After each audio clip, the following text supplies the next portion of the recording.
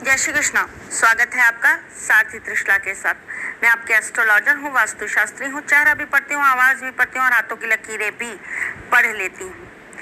गुप्त नवरात्रि में हम ऐसा क्या कर लें जिससे पति पत्नी के बीच चल रही सारी समस्याओं का अंत हो जाए और पति पत्नी के रिश्ते और मधुर हो जाए।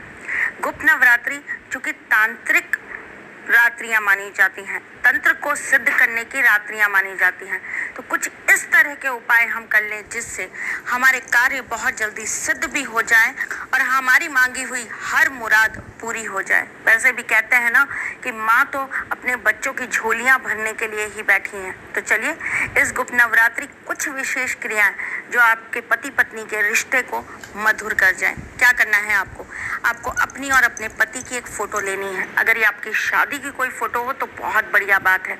इसके पीछे की तरफ आप कपूर, चंदन, इत्र, घी और सिंदूर मिलाकर, सारी चीज़ों को मिलाकर आप एक स्वास्तिक का निर्माण कर लेंगे।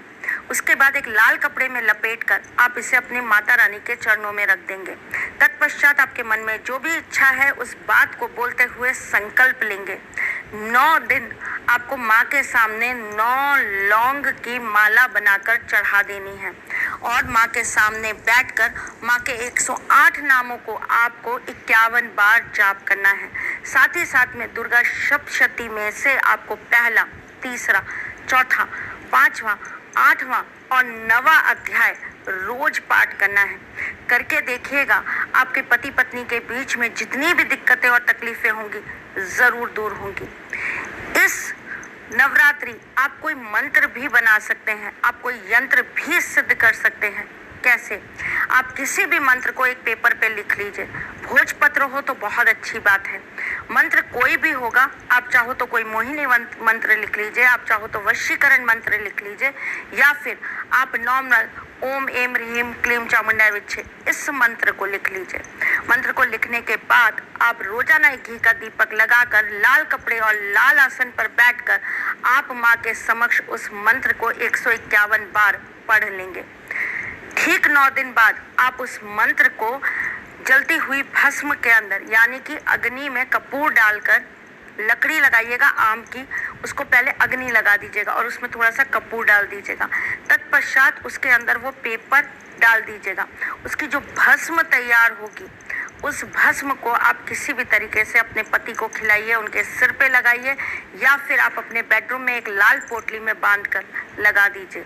बहुत सिद्ध और कारगर काम है, करके देखिएगा आपका काम जरूर सिद्ध हो जाएगा। पति आपकी बात बिल्कुल नहीं मानता है तो आपको क्या करना है, आपको एक सिंदूर की शीशी ले लेनी है, डिब्बी ले लीजिए सिंदूर की, उसके अंदर 1 रुपए का सिक्का, एक कौड़ी और एक गोमती चक्र रख दीजिए। तत्पश्चात उसके अंदर सही होना चाहिए, असली होना चाहिए, गुलाब के इत्र की 2 बूंदें डाल दीजिए। तत्पश्चात आप माता के किसी भी मंत्र का जाप 9 दिन तक करेंगे। माँ के समक्ष आप सामग्री चढ़ाएंगे श्रृंगार की। श्रृंगार की सामग्री रोज एक भी हो सकती है, रोज अलग अलग भी हो सकती है। माँ को रोजाना हलवे का भोग लगाएंगे और उसके बाद मंत्र सिद्ध कर लेंगे। सिद्ध करने के बाद आप माँ को चढ़ी हुई सामग्री इकट्ठी कर लेंगे और उसके बाद माँ के सामने अपनी जो भी मन मुराद है वो बोल देंगे। इकट्ठी करी हुई सामग्री आप किसी पंडिताइन को दे देंगे या किसी ज़रूरतमंद सुहागन औरत को दे देंगे और आपने जो वहाँ पर बैठकर अपने लिए मांगा है वो आप वहाँ पर माँ से बोल देंगे कि माँ मुझे तो अपने पति के साथ रिश्ते अच्छे चाहिए, वो मेरे साथ अच्छे हो जाएं, ऐसा मुझे आशीर्वाद दीजिए।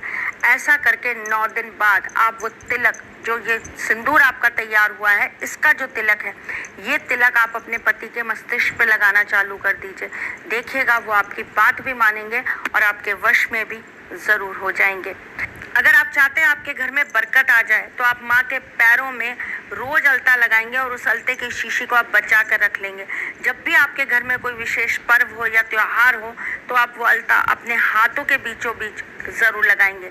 चलिए चलती हूँ, फिर आऊँगी कुछ नया, कुछ अलग, कुछ अद्भुत लेकर। तब तक के लिए मुस्कुराते रहिए।